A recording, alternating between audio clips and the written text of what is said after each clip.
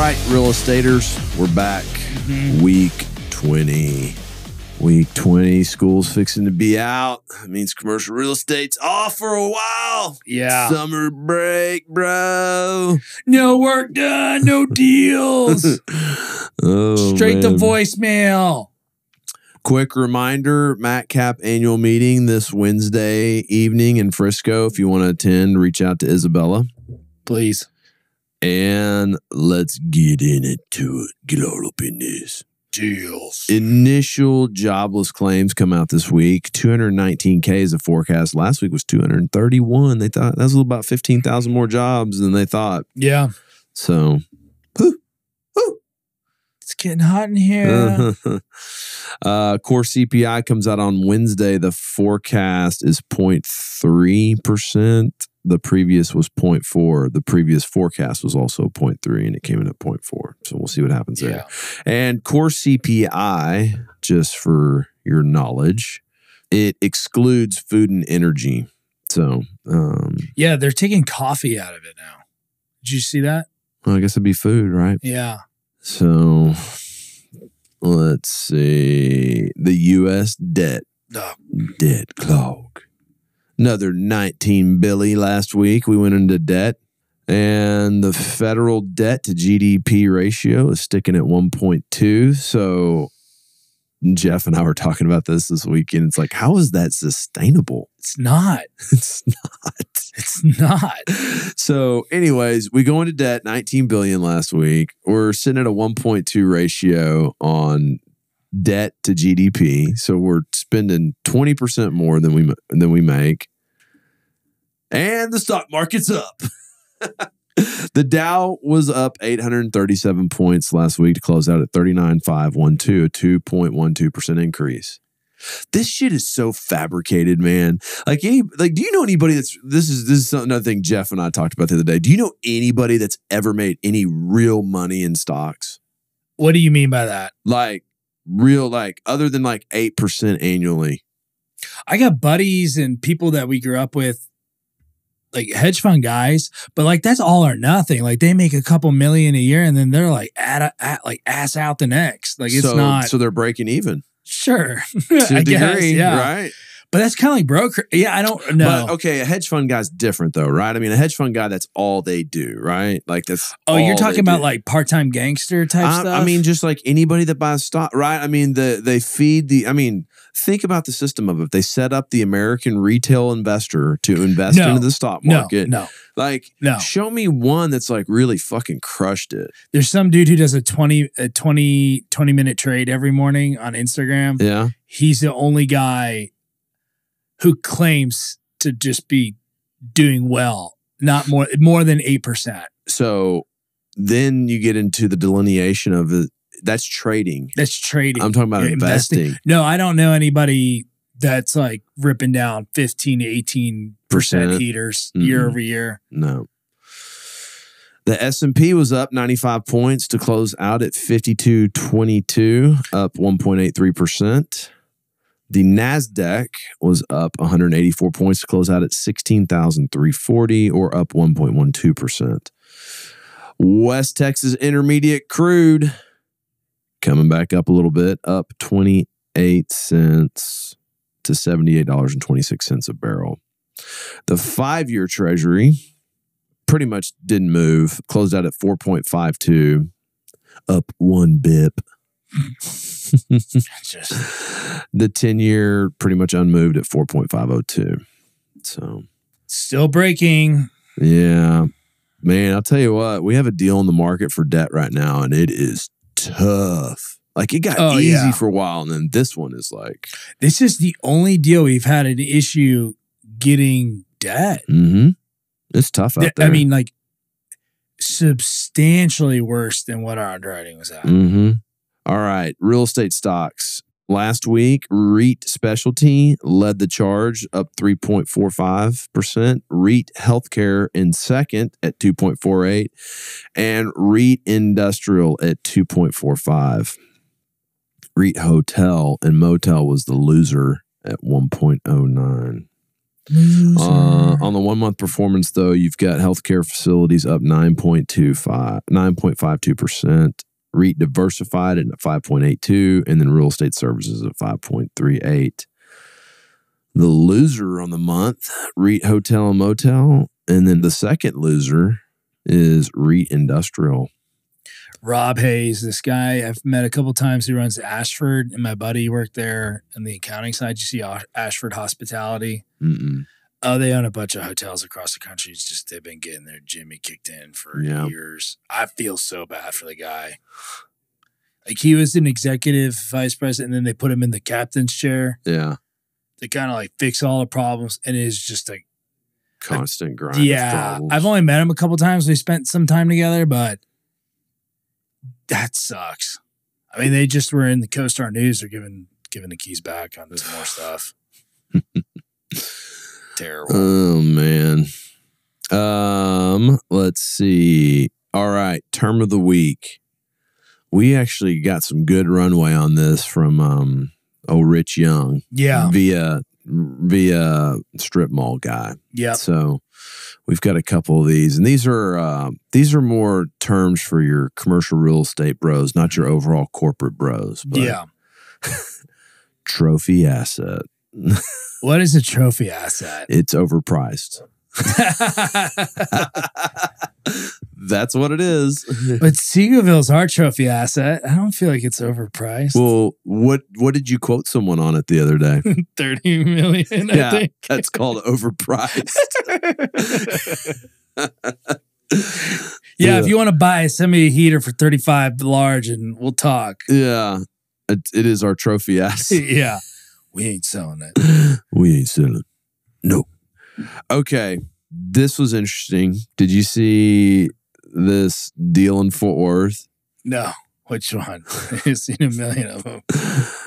Oh, man. Hold on. I saw Newsom at church this weekend on this side of town. Really? I was a little surprised. Wife live on this side of town? I don't know.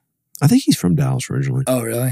So he still has a 214 number. Yeah, I noticed that. That's pretty impressive, working the 817 with the 214. And he's highly successful. Yeah, he is. Pinnacle Bank buys back Fort Worth office tower for $12 per square foot. Hunter Harrison told me about this the other day when I saw him. Ooh. Pinnacle Bank, Texas bought back the 40-story Burnett Plaza, Fort Worth's tallest building, for a credit bid of $12.3 million at a recent foreclosure auction. Just $12.30 per square foot, and less than 10% of its previous sale price. Ugh. This gets worse, in my opinion. Hold on a second. What, you mean this deal? This story. Or The previous owner and affiliate of New York-based Opal Holdings defaulted on a $13 million loan from Pinnacle, triggering foreclosure proceedings. The Opal affiliate bought the 1 million square foot Burnett Plaza at 801 Cherry Street for $137.5 million in 2021. Hold up. That's a 90% reduction in 2.5 years? Yes. But the fact that this dude was buying this in 2021. Yeah, that's bad. Again, any of those people that invest with these people, call us. Like, we'll make it work a lot better for you. Like, what is that per foot? It was a million square feet. 130. He paid 137 a foot. Too much. In 2021, like, didn't we know Office was like, he didn't even get a discount in 2021. Yeah, that's like buying food on the expiration list and not getting a discount. Yeah. It's like, milk expires tomorrow. You pay $5 a gallon. It's like, what? Nah, $3. Nah, bitch, pay. Oh, man. Additionally, contractors have filed 10 mechanics liens totaling more than $1.6 million. They got wiped out. Well, hold on. So if he defaulted on a $13 million note, right, clearly everybody is just writing, the book value just fell immensely. So if he defaulted on a $13 million, is that first lien? Yeah. That's so, dude, somebody riddle me this. If the math doesn't work at $13 million, what are we doing buying it at like 12 and change? Well, no one Yeah, that is an interesting point. If they only had $13 million in debt service, You couldn't service the you debt. couldn't service the debt. Okay, so you put 50% down, it's at $6 million now. Maybe you service it now? But like he paid $137 million is what it says.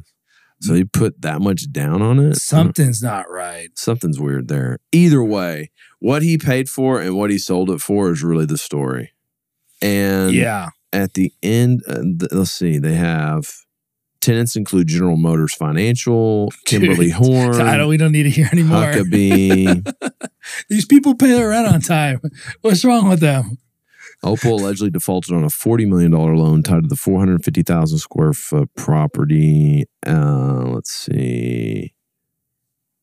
North Texas Pinnacle was taken. Let's see. The Centerpoint office complex in Six Flags Drive.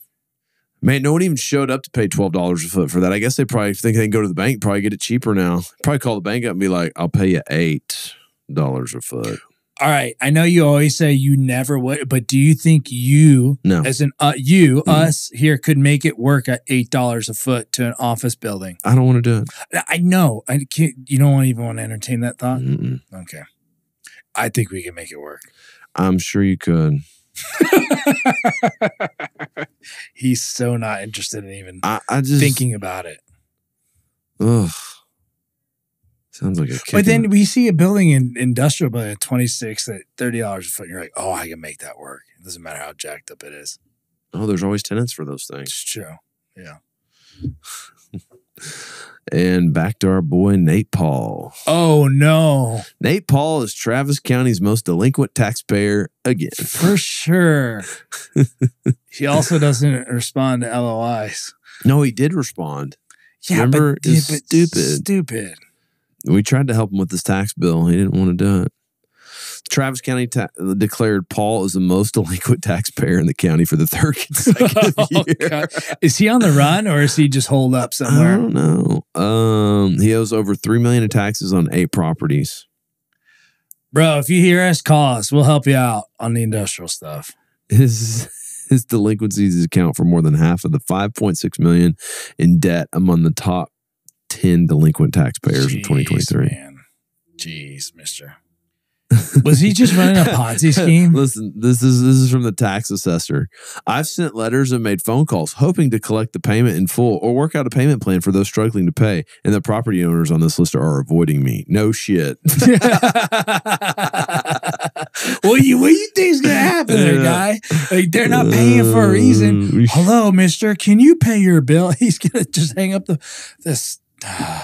That's funny. You got to get mean. You got to get aggressive. You just got to take the property back. That's what you got to do. Yeah.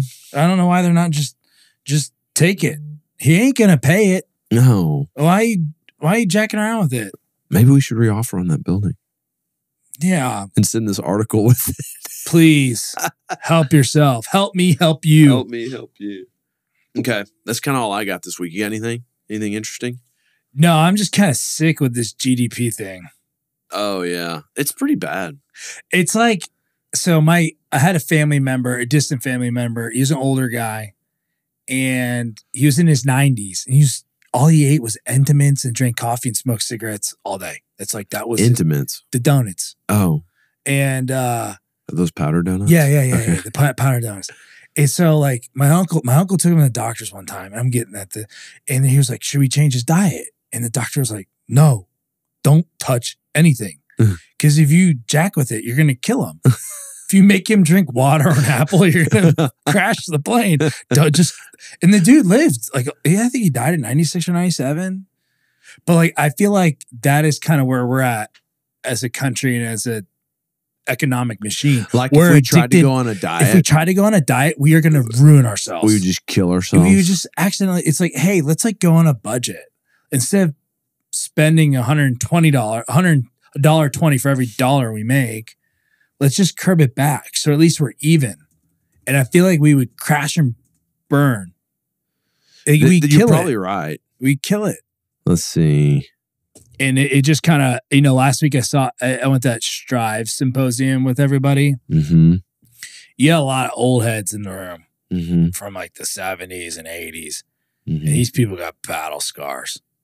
Like bad. Yeah. You got Randy Hetty in there, the Wolverine guy. You've got Katharine Hefner, Walter Floyd. He was probably the youngest out of the old head group, but you can just see the concern. Yeah. They're like, this is like PTSD was oozing. So I don't know.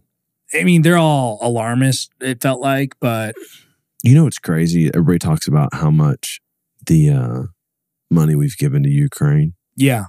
As of April 2024, the United States has provided approximately $44.3 billion in military aid to Ukraine since the invasion began in February of 22. That's crazy. That's 2 weeks of debt. They're like, it's just 2 weeks of debt. Who cares? Yeah, it's probably a thought process on it. So, yeah, I don't know. If you get on any form of diet, we take the powdered donuts away. Yeah. What happens? I don't know. Like a lot of people are going to be really hurt. That's the sucky thing. But it's not politically. Yeah, It's not politically sexy to do that, right? It's political suicide to even publicly recommend it. So, which is really selfish, but I'll stop pontificating. So, but the one observation some of these people said was because of where the market's at, a lot of the older owners did not feel like it was risk adjusted to own and operate real estate currently if you didn't have a very attractive basis in the property, which I agree with. Well, that's what we keep running into. Yeah. We review deals and brokers look at us like we're cross-eyed and we're like, the math doesn't math. They're like, yeah, but what? It's very hard to exit non-institutional quality assets sub 6.5, 7. I'd say sub 7. Sub 7 when debt on any value add asset, at least here that we look at, we don't get priced below 7.65 on a loan. And it's getting closer to 8. Yeah, where's the business plan sub debt? And the thing is, when we sell, if we do sell, it's juiced up. Yeah, we're not selling you the business plan to go work. We're selling you the business plan that has been executed. Yeah. So, I don't know. Hold. I don't know. I think she should be making a lot of offers and just see where the blood is shedding. That's kind of where we're at. The blood is letting. Yeah. So. Yeah. But that's all I got. Well, if you got a deal, bring it to us. We'll try to buy it. If you're in Houston and you're doing some off-market stuff, send it to me. Yeah. I'm only seeing marketed stuff. We have CoStar. Yeah. Don't all-star me. CoStar, all-star. I can do it myself. Teach me something. Yeah. No, seriously. We really like bring value. Yeah, bring some value. Show me where I'm missing. Because I mean, we're really open to hearing the feedback. I'm not seeing it right now, but I think it's just a weird time in the market as well. So it is. All right. Good luck out there this week. See ya. Stay hard.